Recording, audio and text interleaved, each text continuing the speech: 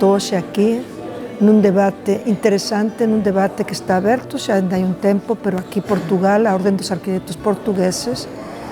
sempre en vanguarda, a arquitectura portuguesa abre un grande debate sobre a intelixencia esencial. Nun momento da intelixencia artificial fai falta falar da outra intelixencia, esa intelixencia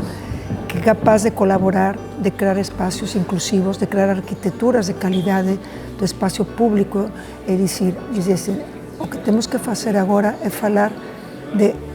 que as ferramentas, a inteligencia artificial finalmente é unha ferramenta que pode axudarnos os arquitectos a ser incluso máis creativos, a planificar mellor,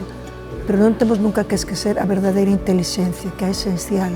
a que nos trouxo ata aquí, a que ten feito que teñamos camiñado como humanidade a tempos mellores e tentar, a través desa nova ferramenta, crear, dende a arquitectura, un mundo máis inclusivo, un mundo onde haxa propostas de vivenda, propostas de espazo público de cualidade, propostas en todos os ámbitos, pero de unha colaboración. Eu sempre digo que máis que falar de Smart Cities, que sempre estamos a falar de Smart Cities, temos que falar de Smart Citizens,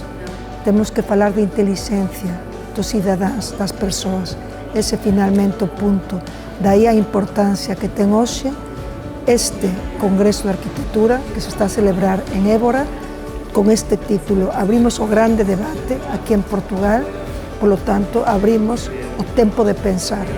Mais aló da inteligencia artificial e das ferramentas, precisamos voltar a ese punto renacentista do pensar, a importancia do pensamento.